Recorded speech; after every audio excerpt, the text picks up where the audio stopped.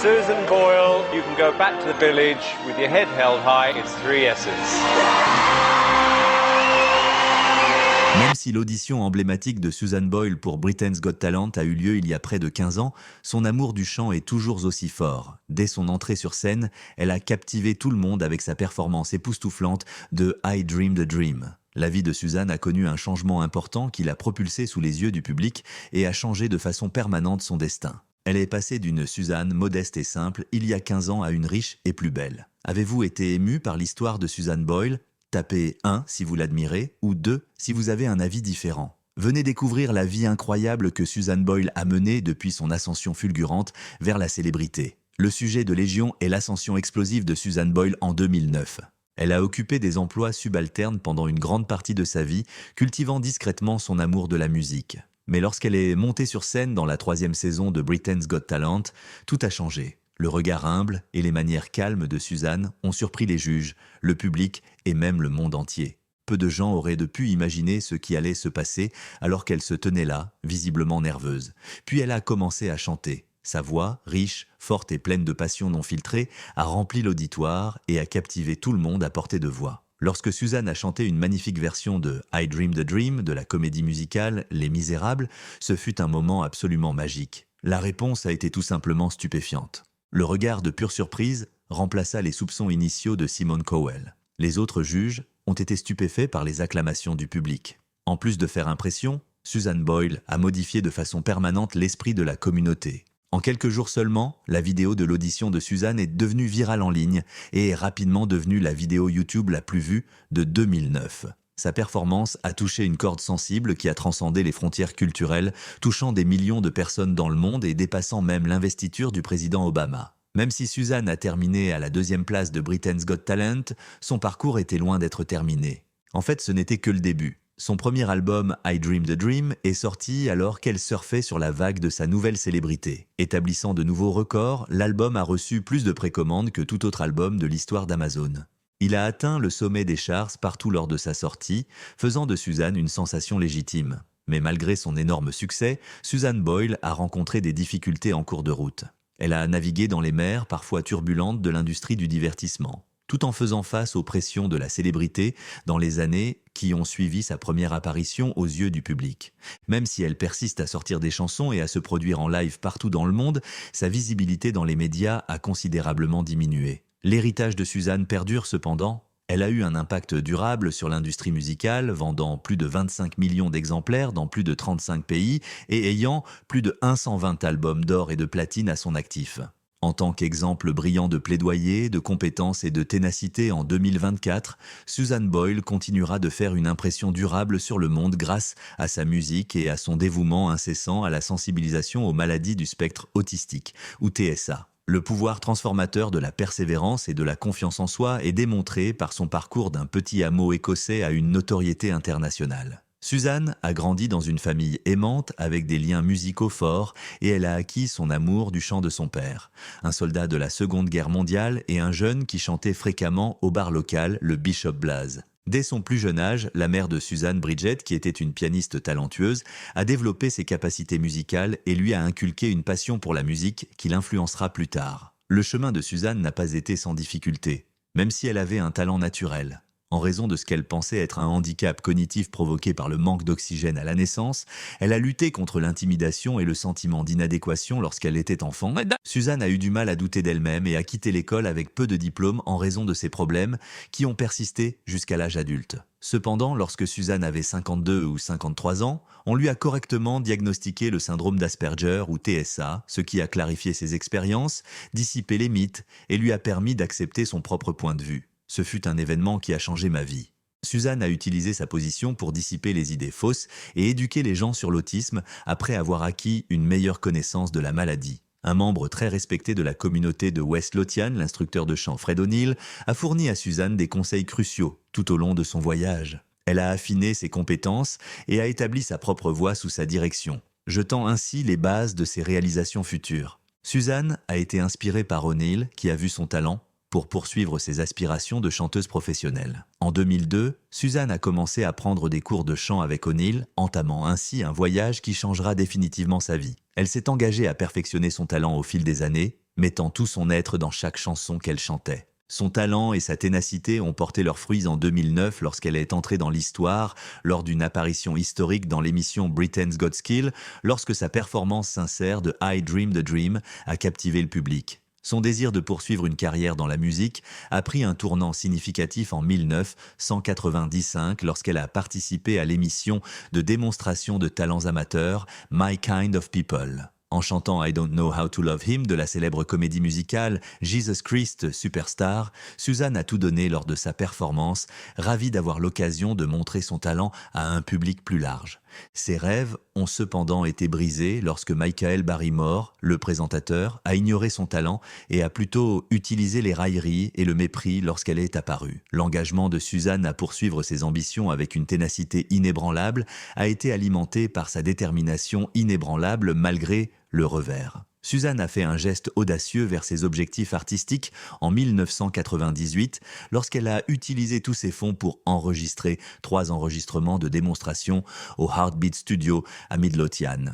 Elle a mis tout son cœur et elle dans chaque enregistrement, y compris des reprises sincères de chansons intemporelles comme Don't Cry For Me, Argentina, Killing Me Softly et Cry Me a River parce qu'elle était déterminée et savait qu'elle était talentueuse. Avec ses cassettes de démonstration en main, Suzanne s'est donné pour mission de découvrir autant d'opportunités que possible, en soumettant ses enregistrements à des maisons de disques, à des concours de radio et à des émissions de télévision. Elle a été récompensée pour sa persévérance lorsque sa chanson démo, Cry Me a River, a été sélectionnée pour le CD Sounds of West Lothian, une initiative musicale soutenue par la communauté commémorant l'année 1989. Ce premier succès a confirmé la conviction de Suzanne que sa voix a la capacité de briser les barrières et de captiver le public, et c'est un témoignage de son talent et de sa persévérance. Avant même de monter sur scène, les angoisses de Suzanne ont menacé de ruiner ses aspirations lors de son audition à Glasgow, en Écosse, où elle était la candidate numéro 4322. Elle avait 47 ans lorsque l'agisme et les pressions sociales ont commencé à peser lourdement sur elle, la conduisant presque à abandonner complètement ses objectifs.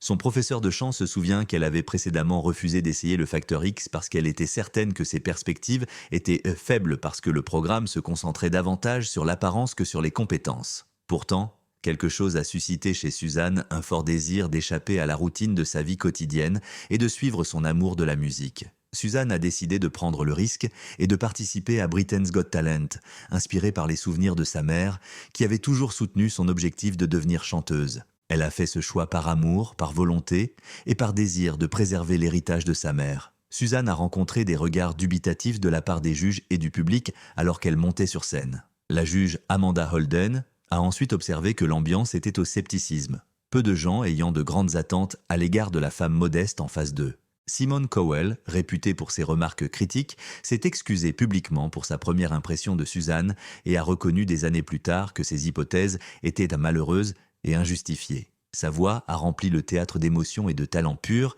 dès que les premières notes de la chanson ont été jouées. Au départ dubitative, la foule a vite été fascinée par la beauté et la force de sa voix. La foule a poussé une explosion spontanée d'acclamations et d'applaudissements, tandis qu'un élan de passion les envahissait. Pour Suzanne, qui avait chanté dans des chorales d'église et lors d'événements de quartier pendant une grande partie de sa vie, l'énorme réaction était tout simplement stupéfiante.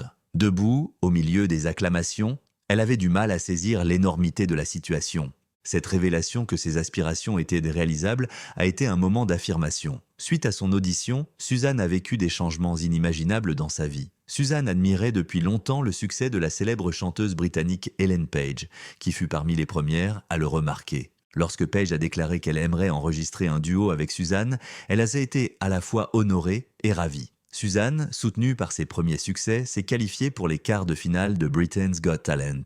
Son retour sur scène le 24 mai 2009 a été une performance d'une beauté envoûtante de Memory des Musical Cats. Le public a été ému par sa performance, qui a reçu le plus de votes et lui a assuré une place souhaitée en finale. Même si elle était clairement la favorite, Suzanne a fini par arriver deuxième, ratant de peu le groupe de danse britannique Diversity. Même si Suzanne était clairement déçue, elle a choisi de ne pas se laisser définir par cela. 10 ans plus tard, en repensant à son parcours, elle admet qu'elle n'aurait jamais pensé qu'elle continuerait à se produire sur scène et à sortir des disques.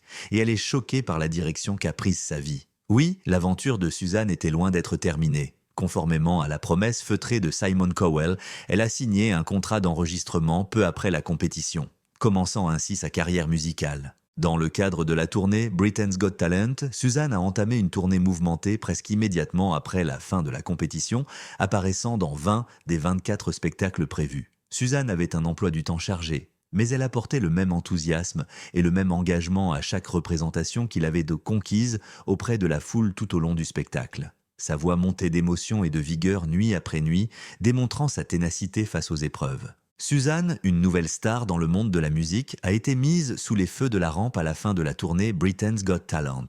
Malgré sa relative inexpérience dans le domaine du succès et de la renommée, elle rayonnait d'un calme et d'une confiance qui démantèlent son inexpérience.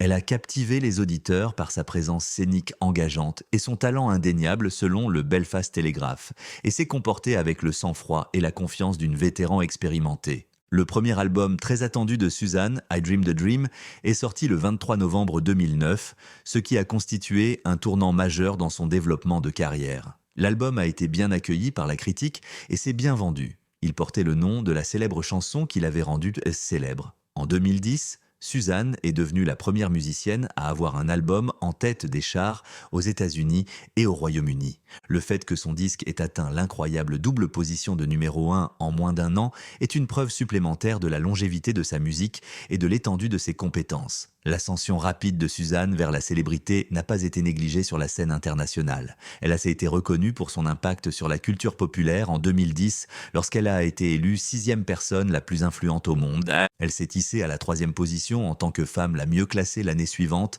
grimpant encore plus haut dans le classement. C'était la preuve de l'influence remarquable de Suzanne sur le public du monde entier et de son incroyable parcours. Des chansons qui reflétaient l'attitude positive et la personnalité vivante de Suzanne auraient été plus appropriées, selon son coach vocal Upbeat and Inspirational. À son avis, la chanson bien connue I Dream the Dream aurait été mieux adaptée pour un album ultérieur, ce qui aurait donné à Suzanne plus de temps pour expérimenter différents genres et sujets musicaux. Il a également mentionné que certaines chansons, comme Wild Horses, ne montraient pas toujours pleinement les prouesses vocales de Suzanne, ce qui impliquait qu'elle jouait dans une tessiture inférieure à sa tessiture naturelle. Le professeur de chant de Suzanne a reconnu sa capacité à interpréter chaque chanson avec élégance et précision, soulignant sa technique et sa performance remarquables sur le disque malgré ses critiques.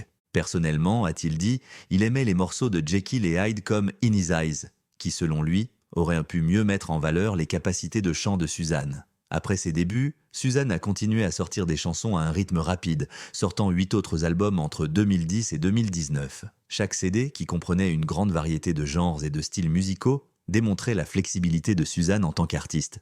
Mais l'engagement inébranlable de Suzanne envers son art a eu un coût. Début 2020, elle effectuait une tournée mondiale pour promouvoir son album Ten, lorsque la pandémie de Covid-19 menaçait de frapper, l'obligeant à faire un choix difficile. Sachant qu'elle était plus susceptible de présenter des symptômes graves en raison de son état de santé, Suzanne a pris la difficile décision de s'isoler, donnant la priorité à sa santé. Le coach vocal de Suzanne a suivi son parcours et a vu comment elle a changé en tant que personne et en tant qu'artiste. Au début, inquiet de la façon dont elle allait faire face aux exigences de la célébrité, il a été encouragé par le courage et le développement de Suzanne au fil du temps. Malgré sa personnalité sensible, Suzanne a trouvé du réconfort dans sa musique et le soutien indéfectible de ses fans, et elle a appris à gérer les feux de la rampe avec sang-froid et assurance. Une période de difficultés intérieures et d'introspection a résulté de la lutte de Suzanne face aux attentes exigeantes de l'industrie du divertissement, malgré ses compétences extraordinaires. Après s'être classée 2e dans Britain's Got Talent, Suzanne a traversé une période difficile alors qu'elle essayait de s'adapter à l'énorme attention et au contrôle qui lui était accordé. Les attentes étaient lourdes, ce qui l'a amenée à passer 3 jours dans le meilleur établissement psychiatrique de Londres, The Priory. Suzanne a ensuite minimisé l'importance de son séjour au prieuré, le qualifiant d'endroit agréable pour récupérer, mais il était évident qu'elle avait besoin d'aide pour répondre aux exigences de sa nouvelle célébrité. Au fur et à mesure qu'elle apprenait à gérer les exigences de la vie de célébrité, Suzanne s'est lancée dans un chemin de découverte de soi et de développement personnel dans les années qui ont suivi. Elle était mieux équipée pour faire face aux exigences de son travail en 2014 grâce à sa meilleure maîtrise de soi et à ses stratégies d'adaptation plus saines. La détermination de Suzanne à améliorer son bien-être physique a été un élément marquant de sa métamorphose.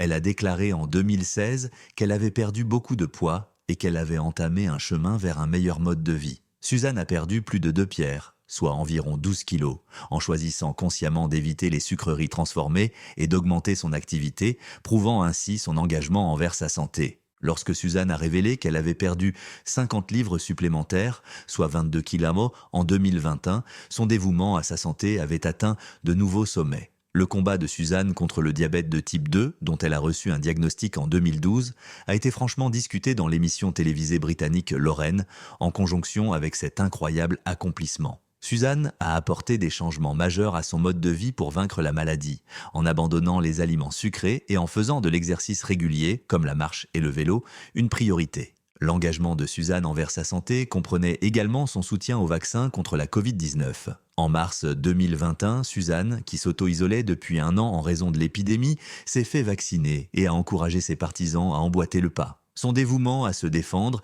et à défendre les autres contre le virus a démontré son nouveau sens des responsabilités en tant que personne publique et modèle. Suzanne a également pris grand soin du chat persan de sa mère, Pebbles, lui démontrant son affection même après son décès. Avant sa mort en 2016, Suzanne s'était engagée solennellement auprès de sa mère à garder Pebbles près de elle et à chérir les souvenirs de son ami chéri. La perte d'un autre copain félin s'est ajoutée au chagrin de Suzanne après la mort de Pebbles. Suzanne a fait de son mieux pour offrir à son nouveau chaton un foyer aimant. Mais une malheureuse nuit de 2016, le chat a réussi à s'échapper. Les appels à l'aide de Suzanne qui ont résonné toute la nuit ont attiré l'attention de généreux voisins qui sont intervenus pour la secourir. Ils ont pu réunir Suzanne et son animal de compagnie bien-aimé, ce qui a été un soulagement au milieu du chaos causé par la perte et l'incertitude. Lorsque Suzanne a repensé à sa récente ascension vers la notoriété, elle a déclaré que tenir parole d'être près de sa mère pendant qu'elle était encore en vie était un facteur majeur. La vie de Suzanne a pris un tournant important en 2007, lorsque sa mère est décédée à l'âge de 91 ans, la mettant sur la voie d'une éventuelle reconnaissance et d'éloge à l'échelle mondiale. La décennie qui a suivi la mort de sa mère a été marquée par un succès rapide et des réalisations extraordinaires, preuve de la ténacité de Suzanne et de l'impact durable de l'amour et du leadership de sa mère. Mais au milieu de toutes les victoires, Suzanne a connu son lot de revers. Après un combat courageux contre la maladie, Suzanne et sa famille ont subi une perte tragique en 2015 lorsque sa sœur aînée, Bridget Birdie Mako, est décédée. Suzanne a dû faire face au profond chagrin de perdre un frère bien-aimé, ce qui l'a poussée à reporter sa carrière et la sortie de son disque. Les problèmes de Suzanne se sont aggravés en 2013 lorsqu'elle et son frère Gary se sont disputés à cause de l'argent et de conflits familiaux. Ils ont vécu une période d'aliénation et de troubles en raison de la relation mise à rude épreuve par des allégations de demande d'argent. Mais la réconciliation de Suzanne et Gary commencerait en 2016 par une rencontre fortuite à l'aéroport d'Heathrow. Mettant de côté leurs désaccords, la fratrie crée un nouveau lien basé sur le pardon et l'amour, unis par un sentiment commun de parenté familiale. Lorsque les fans ont commencé à plaisanter sur la ressemblance de Suzanne avec le musicien écossais Louis Capaldi, elle est devenue par inadvertance le centre de l'attention du public. Le soir du Nouvel An 2023, après le concert de Hogmanay à la BBC Scotland, les plaisanteries légères ont atteint leur paroxysme lorsque quelqu'un sur les réseaux sociaux a plaisanté en disant que Louis Capaldi ressemblait beaucoup à Susan Boyle.